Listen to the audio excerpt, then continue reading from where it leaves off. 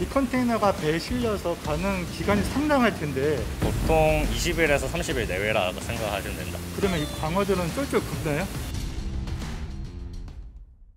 안녕하세요, 입질의 촉입니다. 저는 경상남도 진해구에 있는 한 항구에 와 있는데요. 이야, 보시다시피 지금 화물 컨테이너들이 엄청나게 쌓여 있습니다. 저도 가까이서 보는 건 처음인데 우리나라에서 해외로 수출하는 물품들이 다 이곳에 모여서 지금 대기를 하고 있는 것 같아요. 자, 물고기를 무려 살아있는 상태로 살려서 해외로 수출할 수 있는 기술이 있다고 해서 이곳에 왔습니다. 자, 그럼 기술이 뭔지 한번 저랑 같이 만나보도록 하시죠.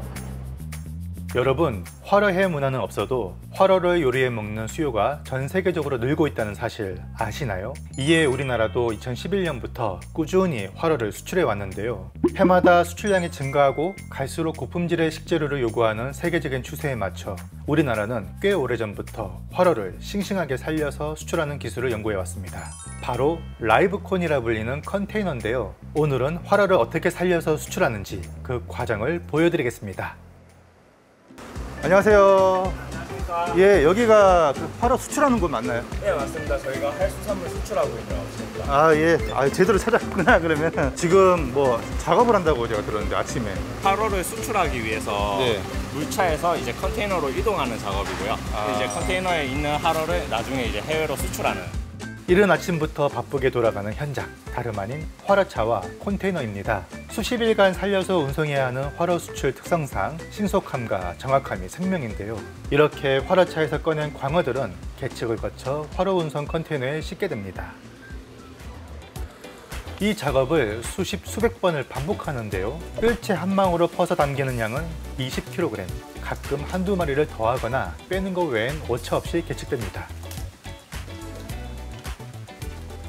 이렇게 해서 실리는 양은 컨테이너당 2톤, 한 달이면 약 20톤, 1년이면 240에서 250톤의 활어가 수출되는데 이러한 수출량은 앞으로도 계속 늘어날 전망이라고 합니다. 지금 하시는 작업이 뭐예요? 제주에서 분별된 강어 가져와가지고 우리 컨에 실는 과정인데 실으면서 이제 한 마리 한 마리 등하고 배를 보면서 괜찮은 고기만 실는 겁니다. 한 마리씩 이래 관찰해가지고 이렇게 입시하는 거예요. 지금 보시는 게 뭐 피멍이나 상처 있는지 보시는 거죠? 예. 뱃바닥이 이렇게 하얗게 돼야 되는데 예. 빨갛게 되는 놈들 있지 않습니까? 예. 이게 스트레스를 많이 받은 개체라 가지고 네. 그런 것들은 좀 빼고 있습니다. 보통 이를 보면 찍힌 상처가 있지 않습니까? 예. 지금은 빨간데 이제 지느러미도 좀 갈라지가 빨간 거 있고요. 예. 이런 놈들은 오늘은 고기가 좋아가지고 예. 많이 없는데 보통 보면 이제 뱃바닥 빨간 것들이 좀 많이 올라오거든요. 이게 한 상자에 20kg이면 마리당 2kg 정도 나오는 광어라고 봐도 되나요? 지금 이제 평균 한 1.8kg 정도 보시면 돼요. 1.8kg요? 예. 그러면 이거를 그래도 1년 동안 하시면서 예. 살이 특별히 좋거나 뭐 상태가 좋은 계절이 따로 있을까요?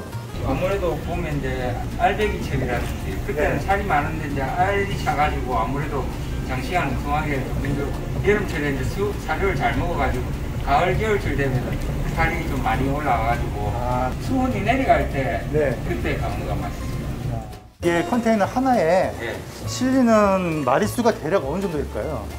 지금 2톤 정도 실으니까 한 1,200, 300마리. 와, 2톤 1,200~300마리 정도. 저도 그러면은 선별 한번 예. 해볼 수 있을까요? 네. 잠깐 앉아. 자, 그러면은 여기 이상 없고 뒤로 한번 예. 넣겠습니다. 예, 대부분 보면 네. 머리 있는 걸 갖다가 반대쪽으로 해가지고 하는 게. 예. 이렇게 해서 봐갖고 왼손, 보고? 예, 이렇게 보고 해가지고. 잠깐만요. 저도 활어를 좀 만지는데 컨트롤하기 쉽지가 않네. 이렇게 보고 이렇게 보고 이상 없어요. 보자. 와. 네, 아주 좋아요.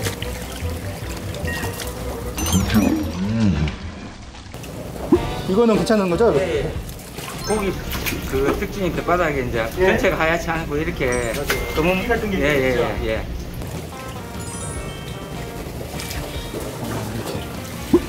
고맙습니다. 물범벅이 됐네. 바지 장화를 끼고 이 작업을 해야 되는데 뭐 물이 튀어봤자 얼마나 튀겠어 하다가 만만치 않은 작업인데 저게 왜냐면 하루 종일 쭈그려 앉아가지고 저거를 진짜 수천 마리를 계속 이렇게 보는 거잖아요.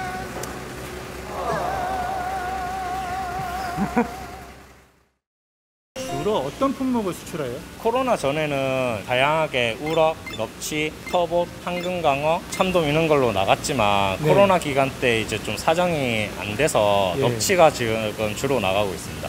향후에도 또 수출을 강화할 만한 품목이 있나요? 항후에는 멍게, 해삼, 참돔 이렇게 우럭, 다양하게 숭어도 내보내고 있고요.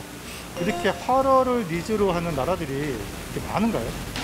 옛날에는 냉동이 됐고 선화가 됐지만 웰빙 문화도 이제 점점 왔었고 네. 그러다 보니까 이제 식재료부터 시작해서 먹는 음식이 건강식품으로 찾게 되고 특히 중국 같은 경우는 보는 눈앞에서 살아있는 팔딱팔딱거리는 거 요리하는 거를 좋아합니다. 그러면 주로 지금 어느 국가로 수출을 하고 있나요? 지금은 주로 베트남을 나가고 있는데 네. 코로나 전에는 이제 미국, 캐나다 다양하게 나가고 있었고 코로나가 이제 점차 풀리면서 미국을 이제 다시 재개하고 있는 시즌입니다.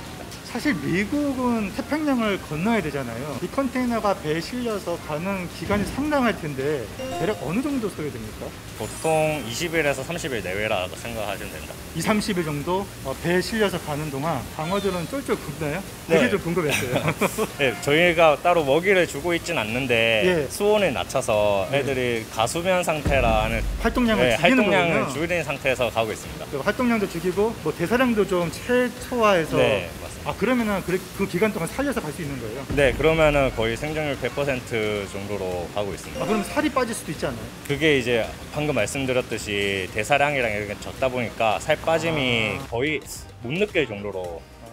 사실 미국이나 이제 북미 쪽은 활어를 회로 먹는 문화가 없고 보통 냉동을 유통하는 걸로 알고 있어요. 특히 뉴욕주 같은 경우는 아예 활어의 유통을 금지시켰다고 하는데 네. 지금 가는 거는 미국 어디로 가는 거예요? 지금은 미국 롱비치항으로 가고 있는데 저희가 네. 이제 뉴욕도 들어가려고 하고 있고요. 그래요? 네, 말씀하셨다시피 미국이나 캐나다 이쪽은 수입 수산물에 대해서 활어를 금지를 시켰는데 네. 2015년도에 뉴욕 법안에서 양식할 수산물은 통관시키기로 했고 그리고 저희가 유통 1억이랑 네. 생산 1억을 다 가지고 있기 때문에 네. 그런 문제가 최소한 안 생기도록 하고 있습니다. 원래 애초에 이 활어를 금지시킨 게 사실은 자연산에서 발생할 수 있는 기생충이 염려됐었는데 양식이라면 그런 염려가 전혀 없다는 거죠. 네, 맞습니다. 그런 1억도 다 가지고 있습니다. 사실은 이게 활어를 장기간 동안 살려서 간다는 것 자체가 많은 기술을 요구하는 걸로 알고 있거든요. 최대한 싱싱하게 건강한 상태로 보내기 위해서 저희가 실험을 통해서 최적의 상태를 유지시켜주는 장치들이 컨테이너에 설치가 되어 있습니다. 우리나라만 혹시 갖고 있는 기술인가요? 그러니까 해외에서 이거 따라하는 데가 있나요? 해외에서 하려고 했었는데 예. 실패를 했고 이제 아. 국내에서도 저희만 가지고 있는 기술로. 네. 유일하게. 핵심은 활어들이 장기간 수송해도 스트레스를 받지 않고 생명을 유지시키는 수조 장치가 아닌가 싶은데요. 이러한 기술의 집약체는 대부분 컨테이너 뒤쪽에 있다면서 안내해 줍니다.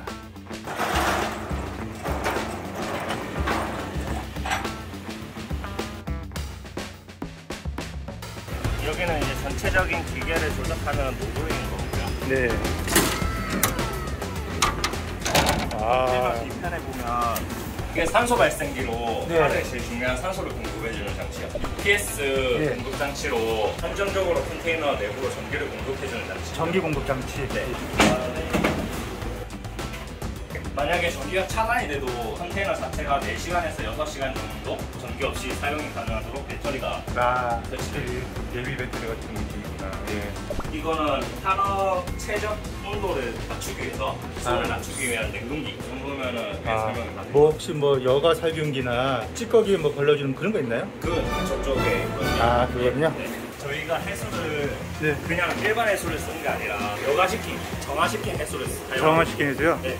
그거는 이유가 뭔가요? 일반적인 해수를 사용하는 것보다 예. 정화시킨 해수를 사용해서 활어들한테 더 좋은 상태를, 좋은 환경을 유지시켜주죠. 예. 좀 더 생존율을 높이기 위해서. 일반적으로 이제 해수가 들어오면 네. 지금 수조가 5개가 보이시는데 예. 앞에 2개, 뒤에 2개는 활어를 실는 칸이고요. 가운데 수조는 전체 여가 칸이거든요. 그래서 전체 물이 가운데를 통해서 다시 전체 수조로 가는 겁니다. 각각 수조에 보면 뒤에 이렇게 단백질 제거제라고 스티머가 있는데 예. 이거를 통해서 이제 하루에 오물이라든가 네. 다른 것들을 이제 제거를 하고 다시 이 수조로 돌아가게 됩니다. 그러니까 이 장치가 단백질 스키머 역할을 한다고 보면 되는 거예요? 맞습니다. 오늘은 활어를 어떻게 수출하는지 알아봤는데요. 개인적으로 신기했던 것은 태평양을 건너야 하는 장기간 수송에도 끄떡없다는 점, 특별히 먹이를 공급하지 않아도 살 빠짐 없이 품질을 유지시킬 수 있다는 점, 그리고 이러한 기술력을 가진 나라가 전 세계적으로도 매우 드물다는 점입니다. 얼마 전에 소개한 황금 강어도 수출할 예정인데요. 아무쪼록 기존의 양식 활어는 물론 새로 개발되거나 개량된 품종도 많이 수출돼서 세계적인 활어 강국으로 거듭났으면 하는 바람입니다.